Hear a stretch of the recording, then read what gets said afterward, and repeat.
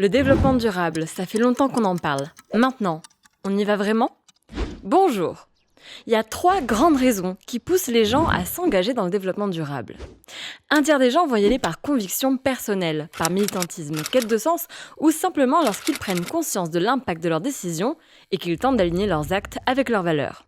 Le jour où je réalise que les jouets que j'achète à mes enfants ont été fabriqués par d'autres enfants dans des conditions intolérables, ou que le mégot que je jette dans la rue ne disparaît pas comme par magie, mais finit dans l'océan, j'ai un peu plus de mal. Un tiers s'engage par peur des risques. Que je sois écolo ou pas, humaniste ou pas, je sais que me retrouver à la une des journaux parce que j'ai trafiqué mes moteurs diesel, provoqué des marées noires ou des suicides à répétition dans mes équipes, cela coûte cher. Le dernier tiers bouge plutôt par opportunisme. Les gens veulent du bio, de l'équitable, des panneaux solaires et des vélos électriques. Alors fabriquons-en et vendons-leur. Et évidemment, on est tous un mix de tout ça. Et la bonne nouvelle, c'est que depuis pas longtemps, on a aussi ceux qui bougent juste parce qu'ils ne veulent pas être vus comme les derniers à monter dans le train. Et ça, c'est le signe que le système bouge, voire qu'il est prêt à basculer. Prêt à embarquer ? Le développement durable. Il est sur toutes les lèvres. Et pourtant, quand on regarde les enquêtes, on se rend compte que ce n'est pas toujours très clair. Mais de quoi on parle vraiment ? Une façon simple de le comprendre, c'est de s'intéresser à l'évolution des conditions de vie. Si on prend du recul et qu'on regarde ce qui s'est passé depuis que l'homme existe, on se rend bien compte que cette évolution n'est pas du tout linéaire. Elle est restée très lente pendant des dizaines de milliers d'années. Les changements entre la vie d'un individu et celle qu'avaient vécu ses parents et ses grands-parents étaient assez minimes jusqu'à un point de rupture qui va générer des changements absolument colossaux en à peine 2 siècles. La révolution industrielle. C'est le point de départ d'un ensemble de transformations absolument géniales qui vont petit à petit rendre l'homme un peu moins dépendant de son milieu. Progrès technologique, hygiène, santé, création de richesses et explosion du niveau de vie. On parle de la grande accélération. Si on veut prendre conscience de l'ampleur de cette accélération, regardons simplement l'espérance de vie. À la Révolution française, après des milliers d'années d'évolution, elle est en moyenne de 28 ans en France. Elle va exploser en 2 siècles, passant à 40 ans en 1900 et à 80 ans en 2000. Tout n'a évidemment pas été parfait, mais en moins de 2 siècles, on a plus que doublé l'espérance de vie, créé des richesses comme jamais auparavant et surtout permis que ces progrès améliorent énormément les conditions de vie. Et la question importante c'est, que va-t-il se passer maintenant ? Comment va évoluer cette belle courbe ? Est-ce que nos enfants vivront mieux que nous ? Est-on arrivé à une sorte de seuil qui va se stabiliser ou au contraire, est-ce qu'on va être la première génération d'humains avec des enfants qui risquent de vivre moins bien que nous ? Et si on se pose la question maintenant, c'est qu'il semble que depuis quelques années, nos superbes recettes ne marchent plus. Plusieurs signaux d'alerte s'allument et clignotent de plus en plus rapidement, comme dans un bon scénario de film catastrophe. Sauf que là, on n'est pas au cinéma. Le héros masqué ne viendra pas sauver la situation au dernier moment. Alors, regardons la réalité en face pour mieux savoir comment agir collectivement. Ces signaux d'alarme, qu'est-ce qu'on voit ? D'abord, on voit que d'être capable de produire de la richesse dans des proportions inédites, chaque année en continu depuis plus d'1 siècle, ne permet plus d'améliorer les conditions de vie. Ce décrochage se produit au sein même des pays dits développés. Premier signe de ce décrochage. Cela ne permet pas de réduire les inégalités. Elles augmentent. En France, aujourd'hui, l'INSEE montre que le nombre de personnes sous le seuil de pauvreté continue à augmenter. Environ 9 millions de personnes, soit 15% de la population, dont près de 2 millions qui travaillent. À l'heure actuelle, un homme cadre peut espérer vivre jusqu'à 6 ans de plus qu'un ouvrier. Aux États-Unis, la fortune des 3 familles les plus riches a augmenté de 6000% en 35 ans, tandis que le revenu médian a diminué de 3%. Ça, c'était avant le Covid.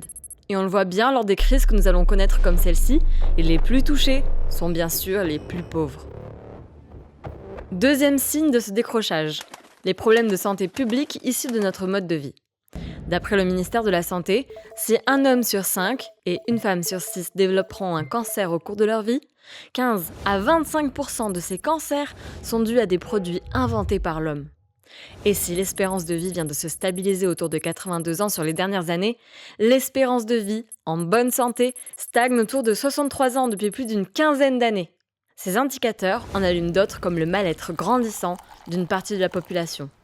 13% de la population en France est consommatrice d'anxiolytiques et d'antidépresseurs, et on dénombre 900 000 consommateurs quotidiens de marijuana et 350 000 usagers à risque de drogue dure. Le nombre de suicides, près de 10 000 par an, presque 4 fois plus que les morts par accident de la route, et bien sûr, la montée visible des tensions sociales. Si on quitte les pays dits développés, une des incidences majeures de notre jolie courbe, c'est l'accroissement de la population. 6 millions d'années pour arriver à 200 millions à la naissance du Christ. Premier milliard en 1800. Et ensuite, tout s'accélère pour arriver à 7,5 milliards aujourd'hui. Or, ce qui nous avait permis de faire ce jump dans la qualité de vie n'est pas duplicable à l'ensemble de l'humanité et les inégalités entre pays sont colossales.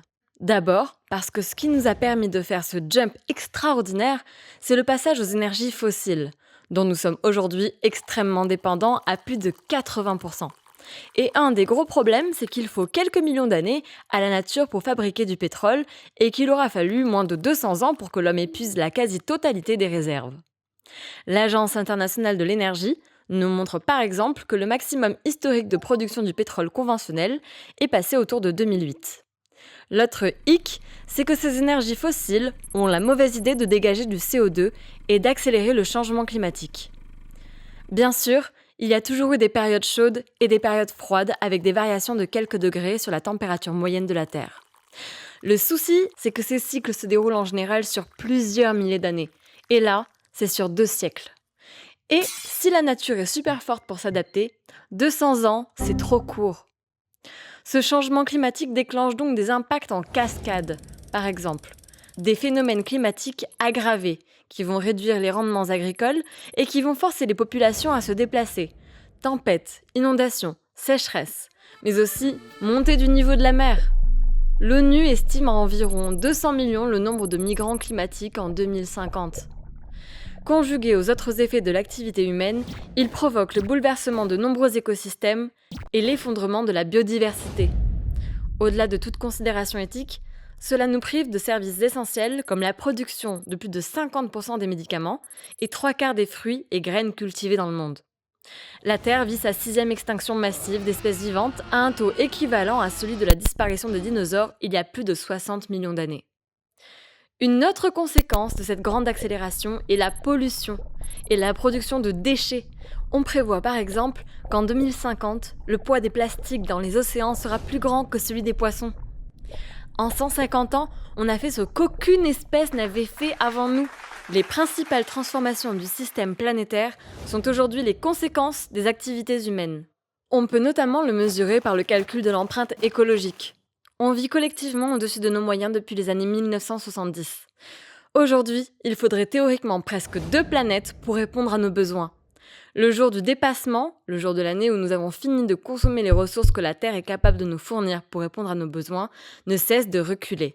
Du 29 décembre en 1970 au 29 juillet en 2019. La question de la surpopulation est certes un vrai sujet, mais cette empreinte écologique est avant tout provoquée par le mode de vie d'une minorité qui n'est absolument pas duplicable à l'échelle des 7,5 milliards de terriens. Si tout le monde vivait comme au Mozambique, en Inde ou au Nicaragua, le jour du dépassement n'existerait pas. Au contraire, si tout le monde vivait comme un Français moyen, il faudrait presque 3 planètes. Et comme un Américain moyen, 5 planètes. À ces limites physiques de notre planète s'ajoutent des inégalités planétaires absolument gigantesques. Bien sûr, il y a des avancées, mais l'écart entre ceux qui possèdent et les autres s'accroît à l'échelle de la planète. Le revenu d'un Américain moyen était 38 fois supérieur à celui d'un Tanzanien en 1990. Il l'est 61 fois aujourd'hui. Il y a toujours un humain sur 2 qui vit avec moins de 5 $ et, en moyenne, on observe une différence de 30 ans d'espérance de vie entre les pays les plus riches et les pays plus pauvres. Alors évidemment, on l'a bien vu avec les incendies récents en Californie ou l'épisode du coronavirus, les maisons de riches, ça brûle aussi. Et le virus ne s'arrête pas à la frontière des beaux quartiers. Néanmoins, l'une des conséquences de ces inégalités planétaires, c'est que certains vont ressentir les effets pas très réjouissants de toutes ces tensions beaucoup plus vite que les autres. Et que les personnes soient touchées par le climat, par les émeutes de la faim, ou qu'elles soient victimes de conflits pour l'accès aux ressources, quand on n'a plus rien à perdre, c'est facile de basculer dans le fondamentalisme et la radicalisation. Alors oui, nous l'avons dit, c'est un scénario catastrophe et ces signaux d'alerte sont des manifestations gigantesques. Mais plus important que d'en faire la liste, parce qu'elle est trop longue et ça donne le cafard, il faut absolument comprendre qu'ils sont tous connectés et les connexions sont nombreuses. Comme dans tout système, la situation n'est pas compliquée. Non, elle est complexe. Bon, on ne peut pas dire que tout ça soit rassurant. On fait quoi avec ça maintenant? On panique? En effet, tous ces faits scientifiques ne sont a priori pas ce qu'on appelle des bonnes nouvelles. Et vu l'ampleur des enjeux et l'urgence à agir, il est tout à fait rationnel pour un humain normalement constitué d'être complètement choqué. Et comme dans tout traumatisme, avant de pouvoir passer à l'action, on va ressentir de la peur, du déni, de la colère, de la tristesse. Et dans ce cas précis, ce que nous avons observé, c'est que face à cette réalité un peu brute, notre cerveau va tenter de se protéger. Et il peut réagir de plusieurs façons. On va avoir des gens qui vont baisser les bras parce qu'ils sont sûrs que c'est trop tard, ou qu'à leur échelle, ils ne peuvent absolument rien faire. On a ceux encore qui pensent que c'est aux autres d'agir. C'est aux Chinois, aux entreprises, à l'État, enfin à qui que ce soit, mais pas eux. On a aussi ceux qui sont complètement perdus dans une masse d'informations, dont pas mal de fake news. Ceux qui ne vont pas accepter l'idée que l'homme peut être à l'origine d'un paquet de ces crises. Ou d'autres encore qui ne se sentent pas directement impactés. Et puis enfin, ceux qui ne nient pas les problèmes, mais qui sont profondément convaincus que la technologie nous sauvera, en oubliant malheureusement que même si l'homme est excessivement ingénieux, il lui faut un minimum de ressources pour pouvoir créer et innover. Donc toutes ces réactions sont des mécanismes de défense absolument normaux, que notre cerveau va tenter de mettre en place pour supporter ces choses pas très agréables. Alors bien évidemment, il y a d'autres façons de réagir, et c'est ce qui fait que j'ai personnellement décidé d'y passer toute mon énergie, et accessoirement que j'ai décidé d'avoir des enfants. C'est le fait que l'avenir n'est pas écrit, que personne n'est aujourd'hui capable d'affirmer ce qui va se passer. Et cela nous ouvre des opportunités absolument fabuleuses pour entrer dans une nouvelle ère pour l'humanité, comme ont pu l'être la sédentarisation ou la révolution industrielle. Malgré l'énormité des enjeux, on a quand même quelques très bonnes raisons d'être optimiste. D'abord, le savoir accumulé est colossal. Et de façon générale, on connaît les problèmes et les causes. Dans la plupart des cas, on connaît les solutions. Et quand on décide d'y aller, ça marche. Comme ça marche, il y a de plus en plus de gens qui y vont. Mais surtout, on ne part pas de rien. Ça fait un paquet d'années que des gens très bien, des scientifiques, des militants, mais aussi des industriels et des diplomates, sont conscients de ces enjeux et s'activent pour aller vers un futur souhaitable. Alors, on est loin d'avoir tout résolu, mais on a quand même pas mal travaillé pour imaginer comment l'économie pourrait continuer à prospérer de façon réaliste. C'est-à-dire en permettant aux conditions de vie de continuer à s'améliorer et en prenant en compte les limites physiques de notre écosystème. C'est ce qu'on appelle le développement durable. Le concept a grandi et en septembre 2015, il s'est passé un moment historique dont malheureusement peu de gens ont entendu parler. C'est la première fois que les 193 États membres des Nations Unies ont ratifié une feuille de route commune pour 2030, les 17 objectifs de développement durable. L'adoption des ODD est un tournant pour au moins 2 raisons. D'abord, c'est vraiment notre feuille de route commune, puisqu'ils ont été co-créés par les États, le business, la société civile et les ONG. Et puis c'est la première fois qu'on écrit une feuille de route qui prenne vraiment en compte cette dimension systémique du développement durable, avec des interactions multiples entre économie, société et environnement. Si on regarde maintenant ce qui se passe au niveau des organisations, on s'aperçoit qu'on a des enjeux à la fois locaux et planétaires. Et ces enjeux impactent de plus en plus le monde de l'entreprise et de façon de plus en plus tangible. D'abord, les entreprises prennent enfin conscience qu'elles évoluent dans un environnement fini, au sens qu'il y a des limites physiques. La Terre fait 13 000 km de diamètre, c'était vrai il y a 3000 ans, ce sera vrai dans 3000 ans. Et les ressources qui sont transformées pour faire tourner la machine économique ne sont pas infinies. Et comme jusqu'à présent, personne n'a prévu de délocaliser son entreprise sur Mars, il va falloir faire avec. Ensuite, on constate que si notre système économique est devenu extrêmement efficace, on a accès à peu près à tout, très vite, à peu près tout le temps, il a en revanche énormément perdu en résilience. Et dès qu'un petit grain de sable perturbe ses flux, ça peut être des canicules, des incendies gigantesques, des tempêtes un peu plus souvent, ou une variation du prix de l'énergie, ou encore la transmission d'un virus, tout cela prend des proportions gigantesques, tant pour l'économie en général, que pour les entreprises qui se retrouvent en difficulté. Et en même temps, on n'a jamais accumulé autant de savoir, Et on vit actuellement des ruptures technologiques majeures qui accélèrent forcément le changement. D'autant que les attentes et les comportements des parties prenantes changent aussi très vite, ce qui va complètement bouleverser la manière dont les entreprises gèrent leurs risques ou mesurent leurs performances. On montre que les salariés sont de plus en plus en quête de sens et d'alignement des valeurs. Les mouvements étudiants montrent combien les futurs recrues cherchent des entreprises qui soient alignées avec la société. Certains salariés deviennent même des lanceurs d'alerte. De leur côté, les consommateurs ont aussi énormément changé leur comportement d'achat. Que ce soit le bio, l'équitable, les véhicules électriques, les green tech, ce sont ces secteurs qui ont des taux de croissance à 2 chiffres. La traçabilité et l'accès à l'information, avec par exemple des applis numériques qui permettent d'analyser les produits, accélèrent aussi ce mouvement. Les clients grands comptes deviennent de plus en plus exigeants sur la maîtrise de la chaîne de valeur, notamment parce qu'ils doivent aussi gérer les risques. Les marchés publics intègrent de plus en plus de clauses liées au développement durable. Les ONG ont elles aussi pas mal évolué dans leurs pratiques. Si elles appellent toujours à boycotter certains produits, elles vont aussi promouvoir des démarches responsables d'entreprises vertueuses. Elles classent par exemple les entreprises les moins polluantes ou les plus respectueuses des droits humains. On voit aussi des changements chez les investisseurs et les actionnaires. On a des grands fonds d'investissement qui excluent par exemple les énergies fossiles, ou des banques qui s'orientent sur le 100% investissement socialement responsable. Enfin, la législation évolue aussi très vite.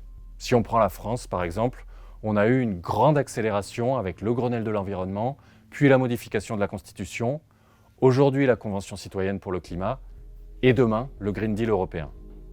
On le voit bien, le mouvement est lancé. Et il s'accélère. Au-delà de tous ces leviers, on a plus fondamentalement une formidable opportunité de repenser les systèmes. En remplaçant l'extraction par le renouvelable et la réutilisation, le linéaire par le circulaire, les énergies fossiles par les énergies renouvelables, le gaspillage par le zéro déchet, le développement durable devient une formidable source d'innovation tout au long de la chaîne de valeur. Et là aussi, ça s'accélère. L'éco-conception et le design permettent de fabriquer des produits imaginés dès le départ pour maximiser leur durée de vie, être démontés, réparés, réutilisés, le contraire de l'obsolescence programmée. Que ce soit des téléphones ou des machines à café, on voit des nouveaux produits rentrer dans notre consommation quotidienne qui viennent challenger les marchés existants, avec des gains sur la consommation de matières premières, sur l'énergie, sur les coûts de maintenance, de retraitement des déchets ou de dépollution. Le phénomène des low-tech est assez intéressant parce qu'il montre que l'innovation ne rime pas toujours avec nouvelles technologies. L'innovation frugale ou basse technologie réduit l'empreinte écologique et génère des gains de productivité et des nouveaux marchés. On a des rizières où les canards remplacent les pesticides et les engrais, avec des gains de productivité qui sont multipliés par plus de 1,5 et des ventes de 20 à 30% supérieures aux concurrents. Les composteurs réduisent les déchets ménagers de plus de 30% à l'échelle d'une agglomération. Et on voit aussi des jeans recyclés utilisés pour isoler les bâtiments. Le biomimétisme est aussi une source d'innovation assez géniale. Ça consiste à copier ce qui existe déjà dans la nature. Le nez du TGV japonais optimise ses performances en imitant le bec du martin pêcheur. Les systèmes de climatisation passive s'inspirent de la circulation de l'air dans les termitières. Au niveau des usages, les modèles d'affaires se transforment aussi assez vite. On a l'économie de partage ou l'économie de la fonctionnalité, où l'on consomme un service plutôt que d'acheter un produit. On vend par exemple de la lumière plutôt que des ampoules. On vend du kilomètre et plus des pneus et des voitures.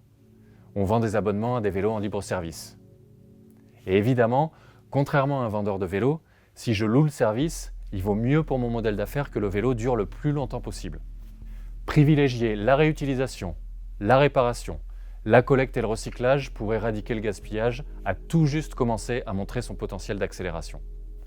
Les exemples iconiques d'entreprises qui ont transformé leur cœur de métier et atteint des objectifs outrageusement ambitieux, le tout en remboursant très vite les coûts de la transition, sont les nouveaux leaders. Ils sont enseignés aujourd'hui dans les business schools comme les exemples à suivre. Utiliser le développement durable comme source d'innovation bouleverse progressivement les systèmes et provoque un vrai changement de culture. Au cœur de ce changement de culture, il y a la coopération. Trouver des zones de coopération, créer des synergies démultiplie les opportunités. C'est par exemple le cas dans les parcs d'activités qui valorisent l'écologie industrielle, où les effluents d'une entreprise sont utilisés pour chauffer les bureaux d'une autre, les résidus et déchets d'une autre comme source d'énergie pour une quatrième, et le modèle économique de tout le monde s'améliore. Ce changement de culture s'accompagne progressivement d'une transformation des normes et des règles du jeu, qu'elles soient comptables, fiscales, sous la forme de certification ou de notation extra-financière. On doit donc les accompagner avec un travail de sensibilisation et d'éducation. Cela doit nous permettre, 1. D'avoir conscience des enjeux et de leur dimension systémique, juste pour être capable de délimiter le terrain de jeu de façon réaliste. 2. D'appréhender la complexité de l'environnement et des défis, mais aussi les formidables opportunités qui se créent. Et 3. De devenir soi-même un acteur du changement. C'est la mission que nous nous sommes donnée chez Sulitest et à Kedge. Alors pour terminer, on sait que les challenges sont bien réels. Le changement climatique, c'est gros. La perte de biodiversité, c'est gros. L'éradication de la pauvreté, c'est gros. Et on pourrait prendre les 17 objectifs du développement durable dont on vous a parlé. Chacun d'entre eux sont assez balèzes. Mais l'humanité est aussi à un moment d'opportunité absolument fabuleux. Un point de bascule. On n'a jamais accumulé autant de savoir. La technologie nous permet de connecter des gens et des idées partout dans le monde pour collectivement trouver des solutions.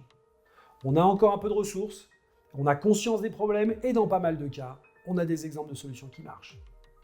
Dans ce monde-là, on est convaincu que les entreprises les plus performantes et les plus résilientes seront celles capables de reconnecter les enjeux de leur société et ceux de la société. On vous souhaite sincèrement de prendre beaucoup de plaisir à devenir les acteurs du changement dont le monde et votre entreprise ont besoin.